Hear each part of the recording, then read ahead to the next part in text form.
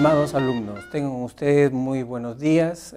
Los saluda el profesor Víctor Flores Fernández, profesor del curso de Psicología en este ciclo virtual 2019-1.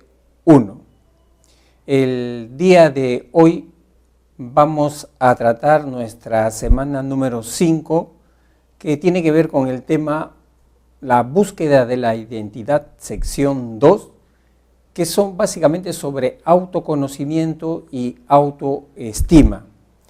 ¿Qué tópicos vamos a tratar el día de hoy, ¿no? Son los siguientes tópicos: autoconocimiento, autoestima, imagen corporal, comprensión de los demás y finalmente la comunicación y sus estilos, ¿no? Entonces, empezamos con el concepto de autoconocimiento, ¿no? Hay un método, un camino para iniciar el proceso de autoconocimiento. Ese método, ese camino se llama la introspección. ¿Qué cosa es la introspección? Es una capacidad y una decisión de analizarse a sí mismo. Es como una especie de un tercer ojo mental, ¿no? En donde uno va revisándose, ¿no? Cuáles son mis pensamientos, mis creencias, cómo reacciono ante determinadas situaciones, por qué me molesto así, ¿no? Y cuando uno se revisa a sí mismo, está haciendo introspección, ¿no? Y eso es muy importante, ¿no? Conocerse a sí mismo, ¿no? Uno empieza con ese proceso de conocimiento hacia sí mismo para explorar su mundo interno cuando se hace preguntas. ¿Quién soy yo? ¿No? ¿Qué es lo que a mí me satisface en esta vida? ¿Qué quiero de esta vida? ¿No? ¿Cuál puede ser mi contribución a la sociedad, a este mundo? Y el autoconocimiento al final nos permite a nosotros no solamente conocernos, sino fundamentalmente aceptarnos, querernos, valorarnos, ¿no? Eso es lo que permite realmente el autoconocimiento. Claro que la introspección no es fácil, ¿no? Se requiere de una capacidad de poder enfrentar también los miedos que uno tiene, ¿no? Enfrentar también esos momentos de soledad, de silencio absoluto que requiere la introspección, ¿no? Muchas personas no les gusta el silencio, la soledad, ¿no? Le tienen temor a ello, ¿no? Pero que es justamente necesario. Por eso, ¿cuál es el concepto de autoconocimiento, ¿no? Es un proceso reflexivo que nos permite a nosotros conocer nuestras fortalezas, nuestras cualidades, pero también nuestras debilidades, nuestras limitaciones, que nos permitan a nosotros gestionar nuestras emociones, ¿no? Y también darnos seguridad, confianza a nosotros mismos. Eso es lo que permite el autoconocimiento. Ahora, para iniciar el proceso del autoconocimiento, ¿qué aspectos debemos de evaluar, de explorar dentro de nosotros mismos? Y ahí tenemos los siguientes aspectos que es bueno, ¿no? Analizar, explorar, ¿no? Ahí tenemos las aptitudes, la motivación, valores y personalidad. Brevemente, vamos a señalar en qué consisten estos aspectos. Las aptitudes. Ahí yo tendría que preguntarme, por ejemplo, ¿en qué me destaco más? ¿Qué hago con facilidad? De repente tengo habilidad para la música, el arte, para la investigación. ¿Para qué tengo? Para comunicarme con otra persona. Esas son aptitudes, habilidades, talentos, destrezas para determinadas actividades. Bien, también es importante analizar dentro de nosotros mismos cuál es esa fuerza interna que tenemos. Eso se llama motivación, ¿no? Es lo que tiene que ver con nuestros deseos, nuestras metas, nuestras aspiraciones. qué es lo que queremos para nosotros mismos, ¿no?, en el futuro. Esa es básicamente la motivación. ¿Cuál es nuestro combustible interno? Nuestro motorcito. Esa es básicamente la motivación. También es importante explorar nuestros valores. ¿A qué le damos mayor importancia en esta vida? Los valores son aquello que guían nuestro comportamiento. ¿Qué es más importante? La amistad, el dinero, la familia, el estudio. ¿Qué cosa le damos más importancia en esta vida? ¿Qué es lo que consideramos valioso para nosotros? Eso también es importante explorar, analizar. Y otro aspecto que también debemos de analizar es respecto a la personalidad. ¿Cómo soy yo? Yo soy una persona introvertida, soy una persona extrovertida, emocionalmente, ¿no?, soy sereno, tranquilo, estable, ¿no?, o a veces soy una persona impulsiva, ¿no? ¿Cómo soy yo? Emotivo, expresivo, frío, seco en mis afectos. ¿Cómo soy? Esos son aspectos que uno tiene que ir analizándose, ¿no? Bien, ahora, ¿qué ventajas trae el autoconocimiento? Y acá les voy a presentar algunos pensamientos de algunos autores, ¿no? Por ejemplo, acá tenemos un pensamiento que dice: conocerse a uno mismo es la tarea más difícil porque pone en juego directamente nuestra racionalidad, pero también nuestros miedos y pasiones. Si uno consigue conocerse a fondo a sí mismo, sabrá comprender a los demás y la realidad que lo rodea. ¿Quién fue el que expresó esto? Alejandro Magno, ¿no?, un emperador. Después también acá tenemos otro pensamiento. Dice: conocer bien a los otros es inteligente. Conocerse bien a sí mismo es sabiduría. ¿Quién lo dijo? Albert Einstein. Aquí hay otro pensamiento. De todos los conocimientos posibles, el más sabio y útil es conocerse a sí mismo. ¿Quién lo dijo? William Shakespeare. Es decir, el conocimiento sobre nosotros mismos es aquel que nos da poder, es el que nos da una proyección, es aquel que nos da confianza. Por eso que señalan todos estos autores que es el que tiene una mayor utilidad, ¿no?, en la vida de las personas. ¿Cuáles serían esas ventajas sobre el autoconocimiento? Ahí tenemos la primera, ¿no? El autoconocerse otorga un propósito en esta vida. Ahí ya nos da una meta, un objetivo en esta vida, nos da un sentido a nuestra vida. Eso es lo que permite el autoconocimiento. La otra ventaja es que el autoconocimiento nos permite regular nuestras emociones, ¿no? Una persona que no sabe ni lo que siente, ¿cómo va a manejar esa cólera? ¿Cómo va a manejar esa nostalgia, esa melancolía, ¿no? Es necesario saber lo que uno está sintiendo para poder gestionar, manejar esos estados emocionales. El autoconocimiento también permite favorecer la comprensión de los otros. Lógico, si tú te entiendes y sabes lo que estás sintiendo, lo que estás pensando, eso lo puedes proyectar en las otras personas. Eso tiene que ver con la empatía. Te puedes dar cuenta cómo se está sintiendo la otra persona, ¿no? Esa es otra de las ventajas, ¿no? Y finalmente, el autoconocimiento nos permite asumir retos. Quien se conoce a sí mismo se plantea objetivos en la vida, ¿no? Se plantea desafíos, ¿no? O sea, sale de su zona de seguridad, ¿no? y avanza, ¿no? Hay una frase muy bonita que dice sobre este punto que un ave no tiene miedo de posarse en la rama quebrada de un árbol porque sabe el poder de sus alas, ¿no? Entonces, por eso que uno enfrenta desafíos, retos, dificultades en la vida, ¿no? Y eso te permite el autoconocimiento. Y para concluir en este tópico, ¿no?, este bonito pensamiento que dice: sé tú mismo, los demás puestos están ocupados, ¿no? Es decir, el autoconocimiento nos permite a nosotros ser personas únicas en esta vida, ¿no?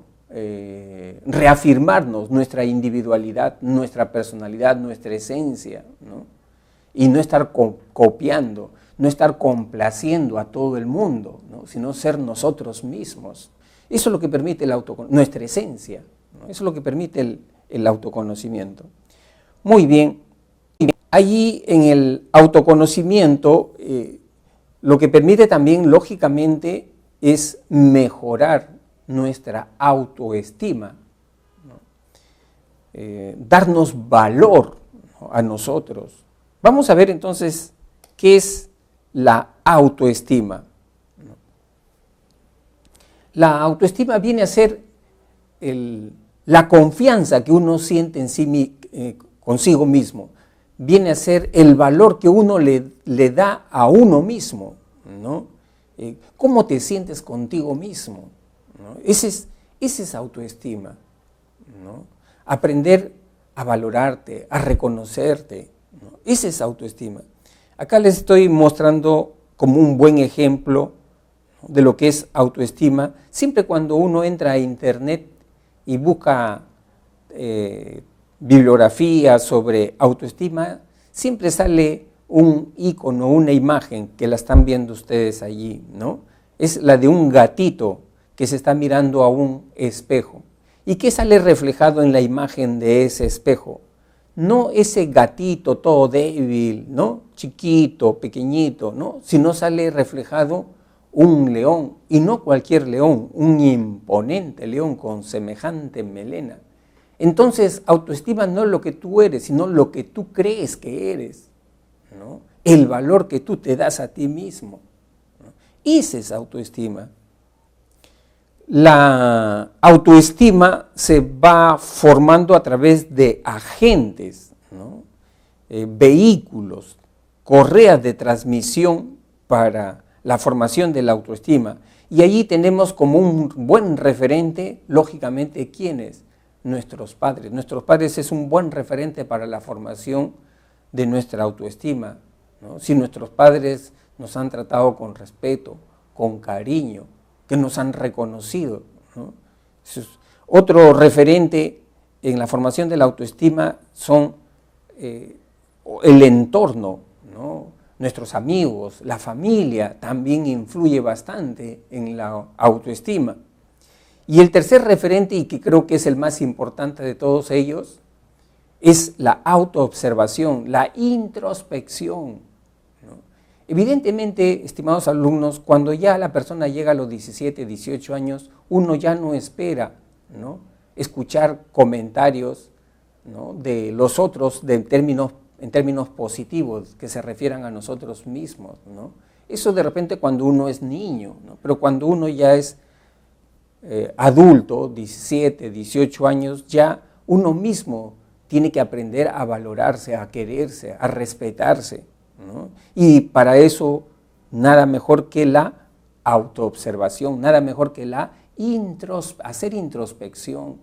Por lo menos una vez al día, cuando ha concluido nuestro día, en la noche ya vamos a descansar, a dormir, ¿no? Unos 15 minutos, 20 minutos ahí de introspección. ¿Cómo nos fue en el día?, ¿no? La meta, el objetivo que quisimos cumplir, ¿no?, o que estamos cumpliendo, analizarlo, verlo, ¿no? Entonces, esa es la introspección, la autoobservación. Ahora, la autoestima tiene áreas, ¿no? Ahí tenemos, por ejemplo, el área cognitiva. ¿A qué se refiere el área cognitiva? Cognitiva viene de conocimiento, ¿no? O sea, son las ideas, las creencias que uno tiene sobre sí mismo, ¿no? Yo soy una persona, por ejemplo, ¿no?, que me encanta la lectura, ¿no? Soy una persona muy impulsiva, ¿no? O sea, son ideas, creencias. Soy una persona callada, soy una persona comunicativa, ¿no? Son Entonces, ahí me estoy refiriendo yo al área cognitiva de la autoestima, ¿no? Luego tenemos el área afectiva. Se refiere básicamente a todo lo que son sentimientos, emociones, estados de ánimo. Me acepto a mí mismo, o me rechazo, me cuestiono. Entonces tiene que ver la actitud de placer o displacer que uno siente con relación a uno mismo, ¿no? Ese es el área afectiva. Luego tenemos el área conductual, ¿no? Ya se refiere a qué hacemos nosotros, ¿no? Con respecto a, por ejemplo, me arreglo, me aseo, cuido mi apariencia personal. Eso también es otro aspecto, ese es el área conductual, ¿no? de la autoestima. Y finalmente el área relacional se refiere ya a los estilos de comunicación, cómo me comunico con las demás personas, cómo converso, miro directamente a los ojos cuando estoy conversando con otra persona. Ya eso es el área relacional. Ahora, hay diferentes tipos de autoestima, ¿no? Se ha podido clasificar en autoestima baja, autoestima exagerada y autoestima adecuada. Vamos a ver y a distinguir algunos indicadores de las personas que tienen baja autoestima, ¿no? A ver, si yo te preguntaría, ¿tú podrías saber externamente, mirando a una persona, en su expresión, en su comportamiento, si esa persona tiene baja autoestima? ¿En qué te darías cuenta? ¿Qué cosa es lo que expresa una persona con baja autoestima? Y allí hay varios indicadores. Uno de ellos es que las personas con baja autoestima dice que tienen una tendencia a querer complacer a los demás, quieren quedar bien con todo el mundo, incluso en contraposición con sus propios valores. Ellos lo que quieren es agradar a los demás, ¿no? Y evidentemente una persona no puede agradar a todo el mundo, ¿no? Porque hay personas que están de repente en contradicción con nuestros propios valores, ¿no? Hay personas que de repente son deshonestas, personas que de repente son muy relajadas, ¿no? Entonces uno no puede estar agradando a todos, ¿no? Por eso que ese es un indicador de las personas con baja autoestima. Otro indicador de las personas con baja autoestima es que estas personas tienen un estilo de comunicación pasiva, ¿no? O sea, cuando conversan no miran directamente a los ojos, ¿no? Rehúyen la mirada, ¿no? Evaden la mirada, ¿no? No mantienen el contacto ocular, ¿no? Ese es otro indicador de las personas con baja autoestima. Un tercer indicador es que estas personas son muy autocríticas, perfeccionistas. O sea, no valoran lo que han logrado, ¿no? Se están centrando siempre en el déficit, en lo que les falta, o en un supuesto defecto, ¿no? Son aquellos que se critican, se cuestionan, o sea, viven permanentemente inconformes de sí mismos. Esas son las personas que están teniendo entonces baja autoestima, ¿no? Otro indicador importante de la baja autoestima es también estas personas que no cuidan de su presencia personal, de su higiene personal, se abandonan, se desarreglan, ¿no? También por ahí podemos tener, incluso nosotros hemos visto personas, por ejemplo, que tienen ya una depresión muy fuerte, ¿no? O sea, la culpa muy fuerte, ¿no? Se abandonan totalmente, o sea, ya no se cambian, están con esa vestimenta 4 días, 5 días, ese hombre ya no se afeita, o sea, ya uno está notando algo allí que está pasando, ¿no? Bien, entonces, esa es la autoestima baja, ¿no? Luego tenemos la autoestima exagerada. Se presenta en aquellas personas que son ya personas muy pretenciosas. Es el típico patán, es la persona que se vanagloria a sí mismo. injustificadamente, ¿no? Soy el mejor de mi aula, no hay otro como yo. O sea, ya se cree un reyesuelo, un tirano. Por eso que generalmente las personas que tienen autoestima exagerada no tienen muy buena relación con los demás, ¿no? Los demás rehúyen la relación con este tipo de personas que son personas pedantes, ¿no? Siempre miran por encima del hombro a los demás y siempre están buscando someter a los demás, ¿no? O sea, no buscan una relación horizontal con los demás, sino que los demás le rindan pleitesía a esa persona, ¿no? O sea, son personas básicamente egoístas, egocéntricos, megalomaníacos, ¿no? Así son, la autoestima exagerada. Y luego tenemos la autoestima adecuada, ¿no? Que es la autoestima en donde ya uno, ¿no? Se respeta a sí mismo y respeta a los demás, ¿no? Esa es aquella autoestima donde la persona es empática con los demás. Se valora a sí mismo, pero también valora a los demás, ¿no? ¿Cómo podemos ahora desarrollar la autoestima? Una gran inquietud, una gran pregunta, ¿no? Al respecto, hay un autor que nos habla de la escalera de la autoestima, ¿no? Rodríguez, ¿no? Él dice que para mejorar la autoestima hay que dar algunos pasos, ¿no? Esto es como ir subiendo los peldaños de una escalera, ¿no? ¿Qué hay que hacer entonces? Entonces, este autor dice, primero hay que empezar por la decisión valiente de querer conocerse, ¿no? Porque muchas personas no se atreven a conocerse, ¿no? ¿Cuándo dan ese paso? Solamente cuando tienen una crisis, un problema personal, familiar, ahí recién se acuerdan de que existen y comienzan a preguntarse qué me pasó, por qué la vida me está tratando así. Entonces, recién ahí, cuando hacen crisis, se atreven a conocerse un poco más, ¿no? Pero, como le decía al principio, hay que tener ese hábito diario de hacer introspección. Entonces, empezar con el primer peldaño, el autoconocimiento. Luego viene el segundo peldaño, el autoconcepto. ¿Qué imagen te has formado de ti mismo? ¿Cómo crees que tú eres? ¿No? Es decir, cuando ya las personas comienzan a hacerse esas preguntas, ¿no? ¿Yo seré una persona introvertida o soy una persona extrovertida? ¿No? ¿Soy una persona cariñosa o soy una persona fría? ¿No? O sea, ¿cuál es la imagen que te has formado sobre ti mismo? ¿No? Ese es el segundo peldaño, el autoconcepto. El tercer peldaño, la autoevaluación, ¿no? Es decir, ¿con qué criterios tú te vas valorando? ¿No? Y acá hay que tener en cuenta si la persona se compara con otras personas, que es lo inadecuado, ¿no? Uno no puede compararse con otras personas porque las otras personas son otras realidades, tienen otras condiciones. Uno tiene que valorarse en función de sí mismo, ¿no?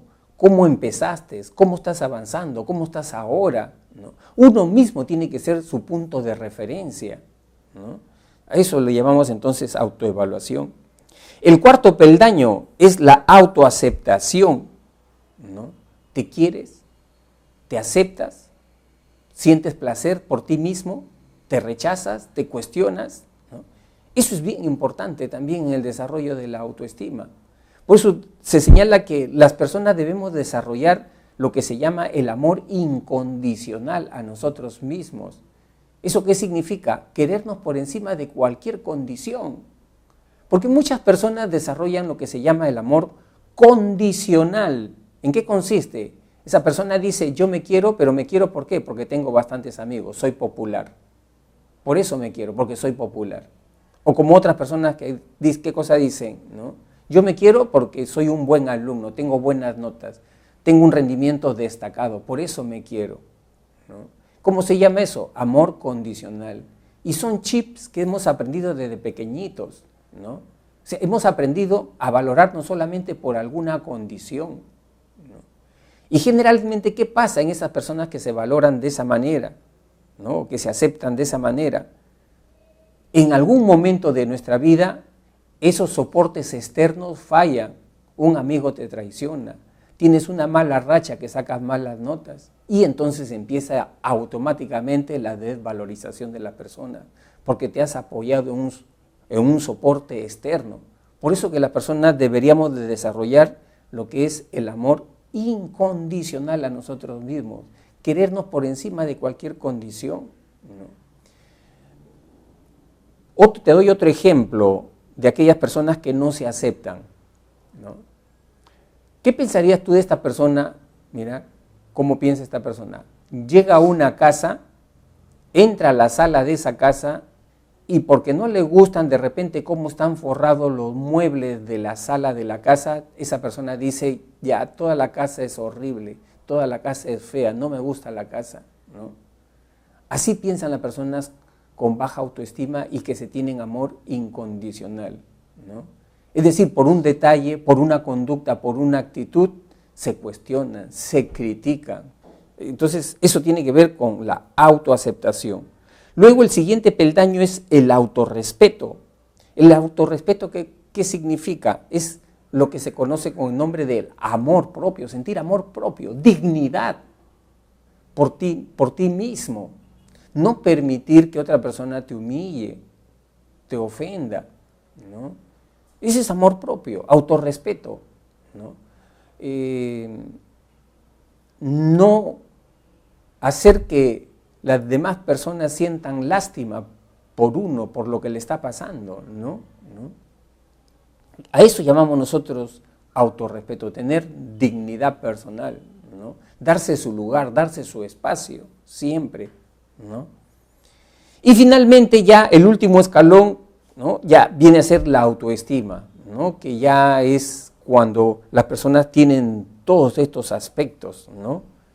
Entonces es una persona con buena autoestima, dice este autor Rodríguez, ¿no? Claro que también hay algunas pautas de ciertos autores para mejorar la autoestima, ¿no? Acá les estoy presentando algunas pautas.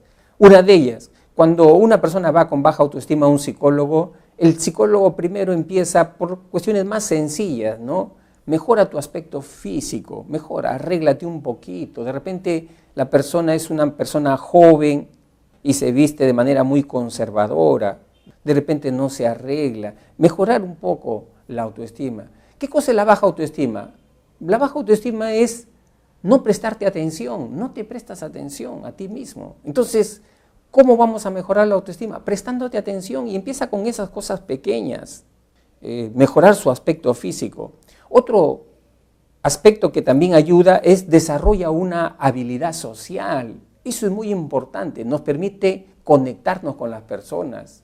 Por ejemplo, aprende a tocar un instrumento musical, aprende un deporte, ¿no? Y lo que yo siempre les recomiendo a mis alumnos de la pre, que aprendan oratoria, es clave para su desarrollo personal y después para su desarrollo de sus estudios. Aprender oratoria, ¿no?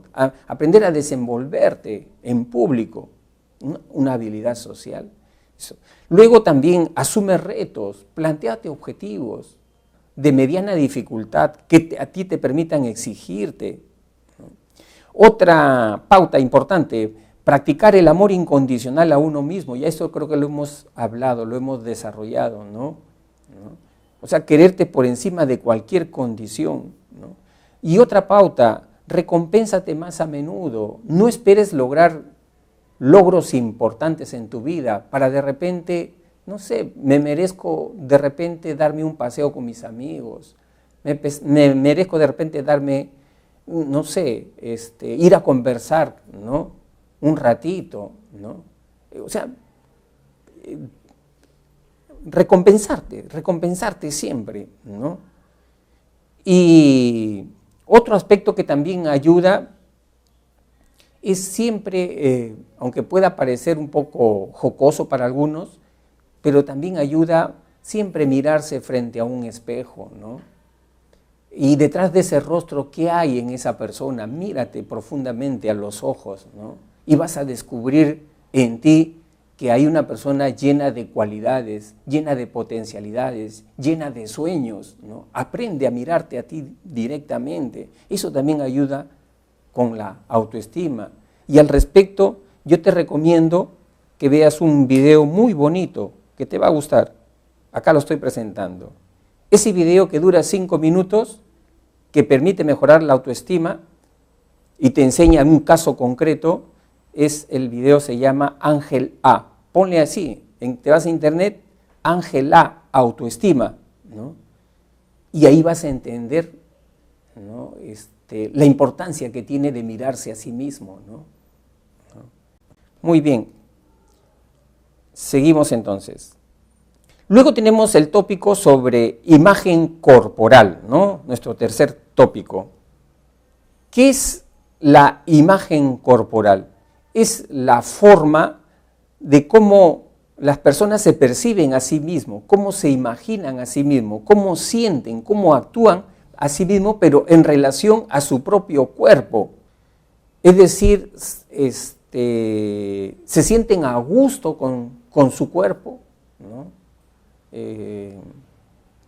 Y la imagen corporal tiene componentes, ¿no? Ahí hay componentes perceptivos, hay componentes cognitivos, componentes afectivos y componentes conductuales, ¿no?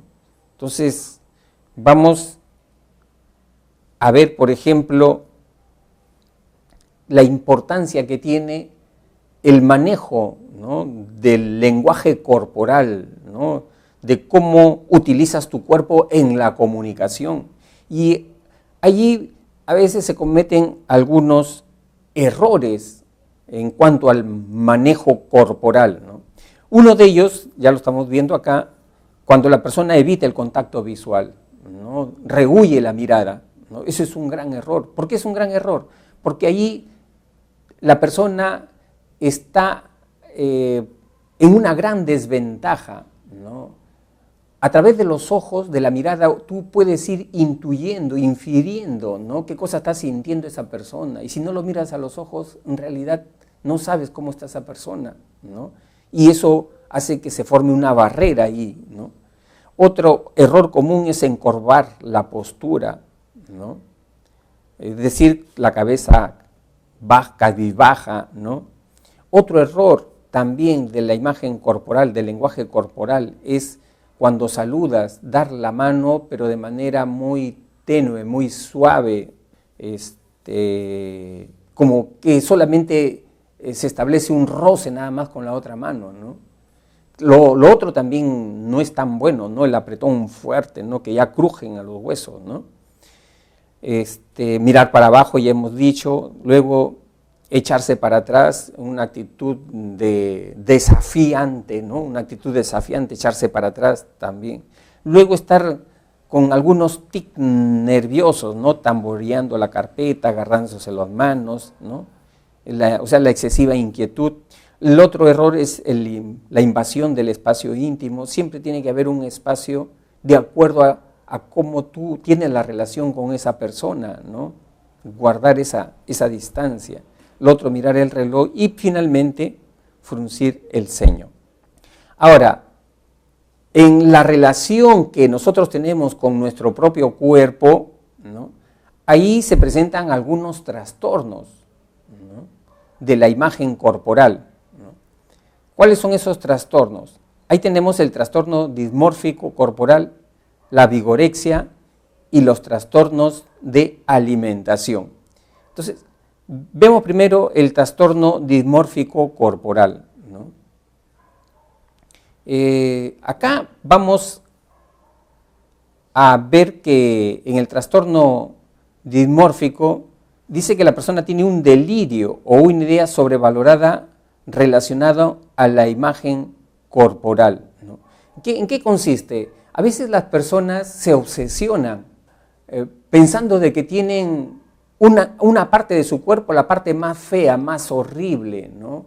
¿Qué cosa dicen estas personas, ¿no? Tengo la nariz muy, ¿cómo podría decirle?, muy aguileña, ¿no? Parece nariz de un cuervo, ¿no?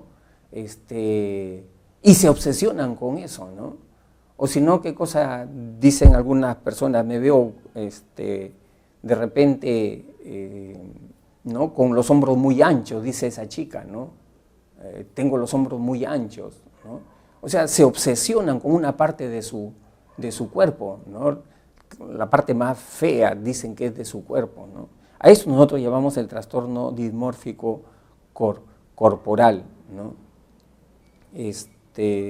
Unos dicen también de repente, ¿no?, los labios, la mejilla, ¿no?, las piernas, ¿no? O sea, se obsesionan con alguna parte del cuerpo. Luego tenemos el otro trastorno que se llama la vigorexia. La vigorexia es cuando las personas desarrollan una obsesión por mejorar sus músculos, su cuerpo. Es decir, tenemos a ese varón, a ese hombre que se va al gimnasio todos los días, quiere tener pues unos pectorales, unos bíceps, unos tríceps, y se obsesiona por eso y vive para eso, ¿no? A eso se le llama vigorexia. Y luego tenemos los más comunes, los trastornos más comunes, los trastornos de alimentación, anorexia y bulimia, ¿no? Ya ustedes conocen, chicos, en el caso de la anorexia, la persona se ve a sí misma como una persona gorda, llena, y sin embargo su cuerpo es flaco, es escuálido. Personas que pesan, adultos que pesan 45 kilos, ¿no? Y sin embargo se miran a un espejo y ellos creen que todavía están, ¿no?, gordos, llenos, ¿no?, y dejan de comer.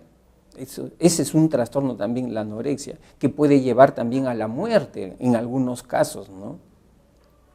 Que en el fondo parte de, no solamente es el problema del cuerpo, sino es un problema más profundo, que es que no se aceptan a sí mismos, ¿no? No se aceptan a sí mismos. Por eso que cuando muchas mujeres que van al cirujano plástico, ¿no?, el cirujano plástico hace una intervención de repente en la nariz, en los pómulos, ¿no?, de la mejilla, ¿no?, los labios, pero si esta persona ya insiste en hacer 2, 3 intervenciones, ya a esa persona la mandan al psicólogo, porque ya esa persona tiene una profunda desvalorización sobre sí misma, ¿no? Y no es el problema físico, ¿no?, sino es su sentimiento, cómo ella se siente a sí misma. Entonces, así le puedan hacer 10 operaciones, 20 operaciones, se va a sentir mal siempre consigo misma. Entonces ya no es un problema físico, ¿no? Y la bulimia, cuando las personas comienzan a comer, ¿no?, en demasía, y después se dan estos atracones y después comienzan solitas ellas a querer arrojar, vomitar, ¿no?, y se provocan estos vómitos, ¿no? Muy bien. Luego tenemos el cuarto tópico, comprensión de los demás y los estilos de comunicación, ¿no? ¿Qué tenemos ahí? En nuestra relación con las demás personas debemos de desarrollar algunas competencias, algunas habilidades sociales. Una de ellas es la expresión constructiva de nuestros sentimientos y opiniones, ¿no? ¿A eso cómo le llamamos? Asertividad. ¿Quién es una persona asertiva? La persona asertiva es la persona que se expresa con propiedad, ¿no? Sabe guardar un balance, un equilibrio entre el respeto y derecho a sus sentimientos, sus opiniones, y el respeto y el derecho también que deben tener las otras personas a expresar lo suyo. Tiene que ver con la tolerancia. Esa es una persona asertiva. La otra competencia se llama escucha activa, ¿no? Es decir, cuando uno está conversando con otra persona, es importante no hacer solamente inferencias supuestas, especulativas, sino es importante contrastar tus inferencias sobre esa persona haciéndole preguntas. ¿Realmente te sientes así? ¿Realmente tú sientes que yo te he ofendido? O sea, pedir aclaraciones, precisiones, siempre es bueno. No quedarse callado, inferir, participar, precisar el mensaje con un interlocutor, ¿no? A eso se llama escucha activa. Es como el alumno que está en el salón de clase. No se limita solamente a estar escuchando lo que dice el profesor. Si no he entendido, levanto la mano y pregunto, pues. Pregunto. Eso es escucha activa. Pido una explicación al profesor, una aclaración al profesor, ¿no? Eso es escucha activa, porque lo otro ya es una escucha muy pasiva, ¿no?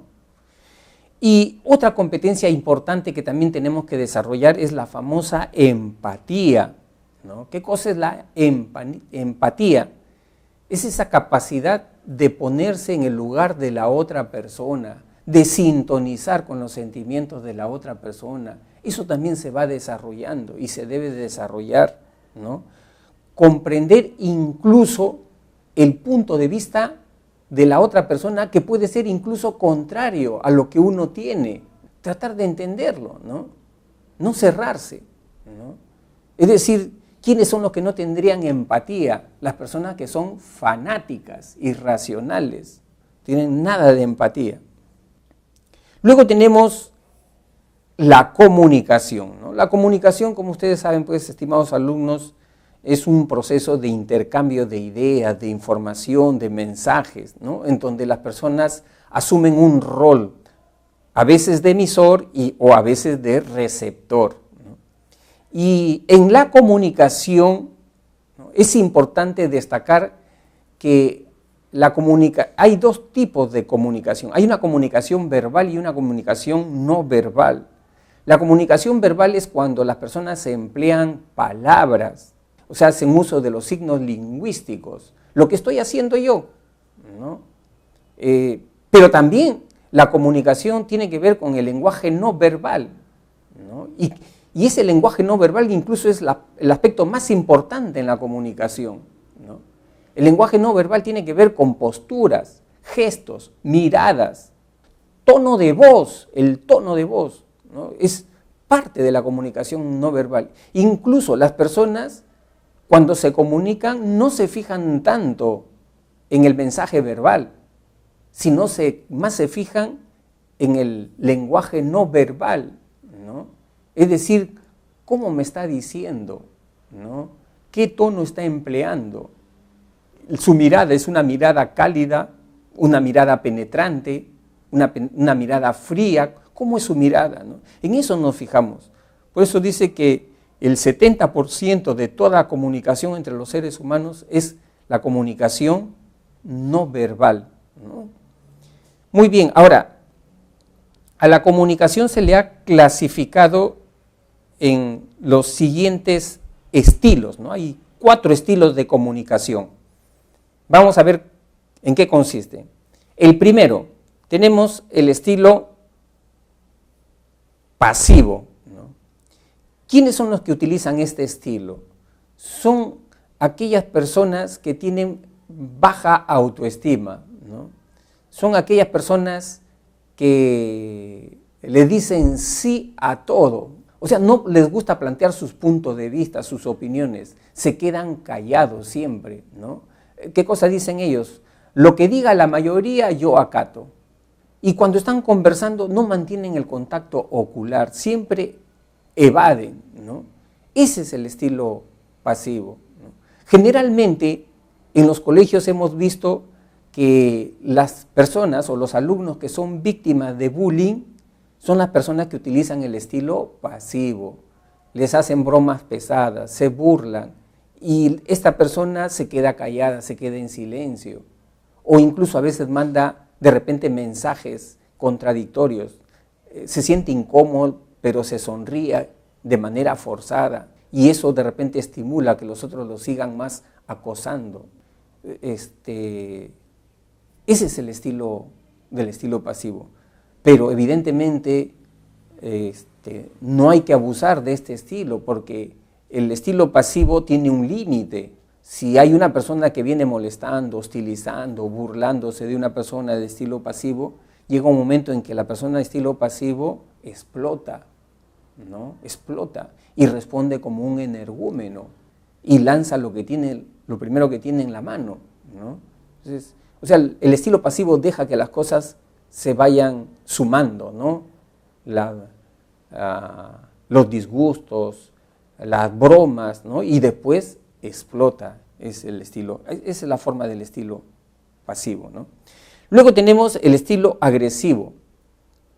Son aquellas personas que tienen un trato despectivo frente a los demás, ¿no? Siempre están de repente queriendo sobresalir ellos, ¿no? Y a costa de su entorno, ¿no? De la familia, de los amigos, ¿no? son aquellos que tienen una mirada despectiva hacia los demás, que siempre quieren someter a los demás, ¿no? Les gusta humillar, les gusta ofender, y ellos sentirse el centro de toda la atención, ¿no?, de los demás. Ese es el estilo agresivo, no respeta a las demás personas. Y la desventaja del estilo agresivo es que muy pocas personas quieren estar al lado de una persona agresiva, no se sienten bien, lógicamente. Luego tenemos el estilo pasivo-agresivo. Este estilo sí combina dos estilos. Pasivo porque pese a estar en desacuerdo con tu opinión o mi opinión, pese a estar en desacuerdo, no expresa su desacuerdo, se queda callado. Pero no se queda callado eternamente como el pasivo. El pasivo-agresivo después utiliza lo que se conoce con el nombre de la agresión, pero no es una agresión directa, sino es una agresión indirecta, encubierta. ¿De qué manera? Utiliza la sorna, la ironía, la resistencia pasiva. O sea, un pasivo agresivo, por ejemplo, se manifiesta cuando de repente un alumno le dice a su compañero: Jorge, préstame tu cuaderno de geometría con los 20 ejercicios resueltos. Jorge, que tiene un estilo pasivo-agresivo, no quiere prestarle el cuaderno, ¿no? Pero no le dice: no, oye, resuelve tú esos ejercicios. Esos ejercicios tienen que hacerlo cada uno de nosotros. No le dice esa cosa, se queda callado. ¿Qué cosa dice? Simplemente dice: ya, te lo voy a prestar, pero te presto el cuaderno mañana o pasado. Llega mañana y llega pasado: Jorge, tu cuaderno no lo he traído, ¿no? ¿Qué hace Jorge? Hace resistencia pasiva, ¿no? Hasta que se canse, de tanto pedirle ya el cuaderno se cansa, ¿no? Ese es el estilo pasivo-agresivo. Otro ejemplo de estilo pasivo-agresivo, ¿no? De repente en casa, ¿no?, la pareja de esposos, si uno de ellos es pasivo-agresivo, ¿no?, y hay algo que no le gustó lo que dijo o hizo la pareja, el pasivo-agresivo no le dice: mira, ¿sabes qué, Juan o María? Lo que tú dijiste el día de ayer no me agradó, creo que yo me merezco una disculpa. En cambio, el pasivo-agresivo no plantea eso, se queda callado. ¿Y qué cosa dice? Ahora lo voy a castigar con el látigo de mi indiferencia. Le quita el habla, no le habla un día, 2 días. O sea, el pasivo-agresivo no dice y hace lo que él piensa, muestra una resistencia, hace un boicot, ¿no? Por eso se llama agresión encubierta, agresión soterrada. Ese es el estilo pasivo-agresivo. Por eso dicen, de todos los estilos, el más peligroso es el pasivo-agresivo. ¿Por qué? Porque este estilo de todas maneras va a llegar, de todas maneras, a atacar a los demás, ¿no? Y no sabes cómo, ¿no? ¿En qué momento, ¿no? Entonces, el pasivo-agresivo es la persona también que de repente da besito en la mejilla, ¿no? Y sin embargo, con los amigos está hablando mal de él, ¿no? O sea, utiliza la hipocresía, ¿no? Ese es el pasivo-agresivo, no dice las cosas de frente, de manera directa, ¿no? Y generalmente el pasivo-agresivo tiene su problema. ¿Cuál es su problema? Que no sabe manejar la cólera, la ira. Nosotros, por ejemplo, tenemos molestia, cólera, ira, la manejamos, sabemos cómo expresarla, sabemos cómo dosificarla, en qué momento expresarla, con quién expresarla, sabemos, gestionamos nuestra cólera, pero el pasivo-agresivo siente cólera, siente ira y se la traga su cólera, se la traga su ira. Y por eso generalmente los pasivos agresivos tienen problemas gastrointestinales, ¿no? Porque están ahí con la emoción fuerte que le dan vuelta, ¿no? Muy bien. Y finalmente ya tenemos el estilo asertivo. ¿Quiénes son los asertivos? Ya creo que hemos hablado sobre la asertividad. Son aquellas personas que guardan un balance, un equilibrio en su comunicación con los demás. Se respetan, ¿no?, lo que piensan, lo que sienten, ¿no?, pero también respetan a los otros, a los demás, ¿no? Una persona asertiva es una persona que sabe expresarse con bastante propiedad, que sabe gestionar sus emociones, ¿no?, que no es esclavo de sus propias emociones. Muy bien, pues estimados alumnos, hemos concluido con nuestra teoría, ¿no? Ahora vamos a empezar con la práctica. Muy bien, estimados alumnos, empezamos entonces con nuestra práctica número 5 sobre autoconocimiento y autoestima. La primera pregunta dice así: Marta es una madre joven con 2 hijos. El menor de 7 años tiene problemas de rendimiento en el colegio, se aísla de los niños y llora con facilidad. Ella ya no sabe qué hacer porque lo ha llevado al médico y este profesional le ha dicho que su salud es perfecta. Ella comenta: no sé por qué es así, todo lo hace mal. Ya le he dicho que debería ser como su hermano, que es tan educado y saca muy buenas notas, pero no entiende. Tomando en cuenta lo descrito, señale el valor de verdad de los siguientes enunciados, ¿no? Entonces, ahí ya tenemos el enunciado número 1.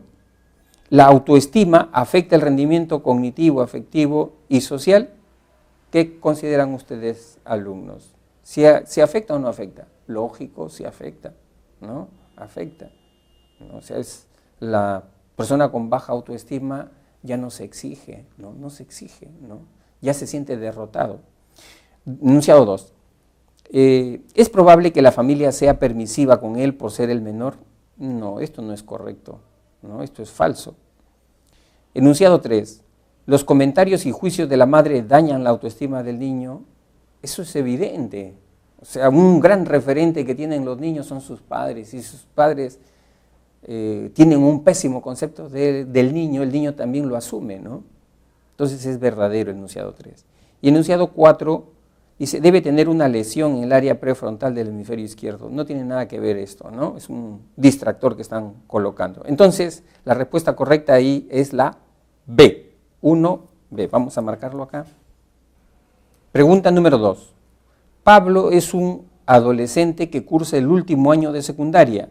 Últimamente pasa horas tratando de definir cuáles son sus principales virtudes y le es más complicado aún aceptar sus errores, por lo que busca en Internet información que le dé mayor claridad, complementándolo con lecturas sobre las actitudes. Es indudable que la preocupación central del joven es de todos estos aspectos, según cómo está planteando el enunciado, vemos que la respuesta correcta ahí es el autoconocimiento, la A. Quiere saber cómo es realmente él. Respuesta correcta aquí entonces es la A, ¿no? La A. Seguimos. Pregunta número 3.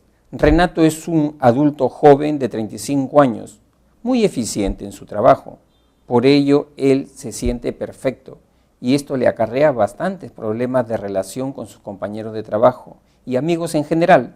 Se enoja con facilidad, no acepta una sugerencia o crítica, no sabe trabajar en equipo, siempre está compitiendo y no tiene reparos en utilizar a la gente para obtener lo que desea. Podemos afirmar que Renato posee evidentemente ahí estamos hablando, ¿no?, de una autoestima exagerada. O sea, tenemos ahí al típico patán, ¿no?, al pedante, ¿no? Justamente viendo alguna referencia de las empresas que buscan profesionales, ¿qué cosa dicen las empresas? Las empresas dicen, no encontramos profesionales, ¿no?, idóneos para nuestros puestos de trabajo, pero la mayoría se pregunta, pero si hay cantidad de profesionales que salen de las universidades, ¿cómo que no hay profesionales? ¿Y qué cosa dicen los reclutadores? Es que en realidad muchos de esos profesionales no tienen lo que se conoce con el nombre de las habilidades blandas. No manejan habilidades blandas. ¿Cuáles son habilidades blandas? Habilidades personales. Por ejemplo, saber trabajar en equipo. Por ejemplo, ser un líder. Por ejemplo, ¿qué más?, ¿no?, tener iniciativa, ser una persona proactiva, que no te estén diciendo lo que tengas que hacer, sino tú tomar la iniciativa. Esas son habilidades blandas y que muchos de estos reclutadores dicen que no tienen los profesionales que están saliendo de las universidades, ¿no? Muy bien, entonces, y eso tiene que ver mucho con lo que está enunciando acá, la autoestima exagerada, ¿no? Pregunta número 4, dice: Berta es una adolescente de 15 años que ha sido diagnosticada con trastorno de imagen corporal. Señale los comportamientos que serían propios de este cuadro. Si nos dicen ya imagen corporal, nosotros ya nos estamos anticipando. Todo lo que tenga que ver con el cuerpo, problemas en el manejo del cuerpo. Muy bien, vamos a ver entonces. Enunciado 1. Aumentan las conductas rebeldes y de bajo rendimiento escolar. No, eso no es evidente. No es evidente. Enunciado 2. Negación del peligro que implica el bajo peso corporal. Ahí está, ¿no? Eso tiene que ver entonces directamente con la imagen corporal. Enunciado 3. Ya no le interesan los juegos que antes disfrutaba. Tampoco, ¿no? No tiene que ver directamente con el cuerpo. Y 4. Uso excesivo de diuréticos y laxantes no medicados. Tiene que ver con el manejo del cuerpo. Entonces, ahí tendríamos que los enunciados 2, ¿no?, y 4 serían los correctos. Entonces, la pregunta 4, la alternativa es la D, ¿no? La D. Pregunta 5. Rosita se acerca a su hermana y le pide que le ayude a solucionar un problema que tiene con sus amigas, que le hace sentir muy triste. Paula, la hermana, deja de hacer sus tareas y pone toda su atención en lo que la hermana le va relatando, tratando de entender los motivos principales que generan esta situación. Con mucha delicadeza le hace algunas preguntas aclaratorias y les pone su punto de vista. Señale el enunciado que mejor corresponda al relato expuesto. Ahí parece ser que están hablando de habilidades. ¿Qué habilidades está manifestando en este caso Paula, ¿no? ¿Qué habilidades? A. Rosita fue desconsiderada al interrumpir las tareas de su hermana. No.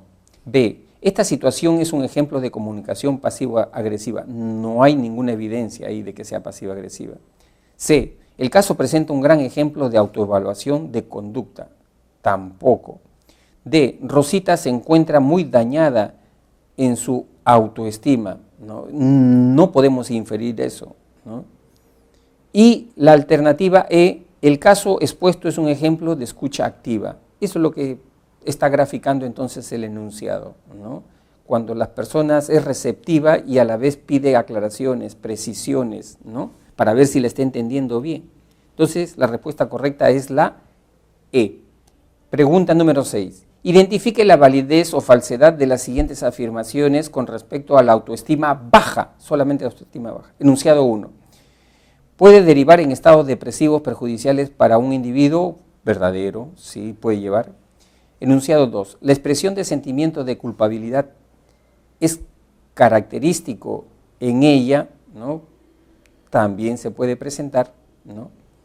Y enunciado 3. Hay una persistente necesidad de llevarse bien con los demás, complaciendo los deseos de otros. También se puede presentar. Entonces, en la pregunta 6, la alternativa correcta es la E. Pregunta 7. Un grupo de estudiantes, al enterarse de la repentina decisión del director de su centro de estudio de despedir a un carismático y elocuente profesor de filosofía por no ceñirse al reglamento de la institución y hacer pintas con palabras obscenas en la fachada de la institución, ante la ausencia de los vigilantes y del director, para mostrar su desacuerdo con la decisión tomada, ¿no? Es así, ¿no? Un grupo de estudiantes, al enterarse de la repentina decisión del director de su centro de estudios de despedir a un carismático y elocuente profesor de filosofía por no ceñirse al reglamento de la institución, deciden hacer pintas, acá está mal la redacción, deciden hacer pintas con palabras obscenas en la fachada de la institución ante la ausencia de los vigilantes y del director para mostrar su desacuerdo con la decisión tomada. Este es un ejemplo de estilo de comunicación. Acá sí tenemos, ¿no?, cuando no expresan directamente su forma de pensar, de sentir, ¿no? Entonces estamos hablando de un estilo pasivo-agresivo. La respuesta correcta es la C, la 7, la C, ¿no? Este es pasivo-agresivo, ¿no? Pregunta número 8, dice, identifique los ejemplos en los que se expresa un estilo de comunicación pasiva, solamente comunicación pasiva. Enunciado 1, Liz redacta su queja para enviarla a Indecopy por el mal servicio recibido en una tienda. Eso no es pasivo. Enunciado 2, ante las bromas pesadas de Miguel, Ana guarda silencio, mortificada por esta situación. Acá tenemos un caso de estilo pasivo. Enunciado 2. Enunciado 3. Ana exhibe una mirada penetrante y eleva el tono de voz cuando sus hijos cuestionan sus órdenes. Eso no es pasivo. Enunciado 4. César a cada rato le pide disculpas a su enamorada por la decisión que tomó, pese a que es consciente de que tenía razón. Acá tenemos un caso de estilo pasivo. Entonces, en la pregunta 8, la respuesta correcta es la E. Pregunta 9. Identifique la validez o falsedad de las siguientes afirmaciones con respecto a la autoestima adecuada. Enunciado 1. Los errores son poco valorados y más bien son rechazados porque solo causan problemas. No, eso no es un buen indicador de una autoestima adecuada. Eso sería falso. Enunciado 2. Tienden a tener pensamientos motivadores que les permitan alcanzar sus metas. Eso es correcto, ¿no? Se automotivan ellos mismos, ¿no?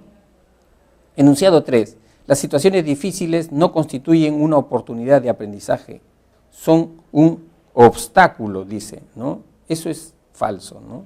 Eso es falso.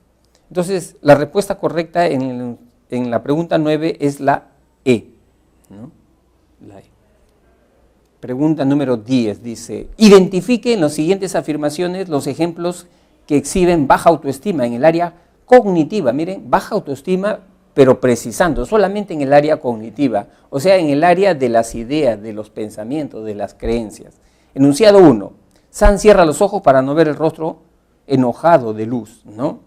No, eso no tiene que ver. Enunciado 2, la psicóloga de Luis le menciona que su hábito de comerse las uñas se llama onicofagia. Tampoco, ¿no? Enunciado 3, Pamela sigue pensando y cuestionándose por la mala decisión que tomó hace 3 días. Ahí está, pensando, cognitivo. Enunciado 3, ¿no? Correcto, eso es correcto.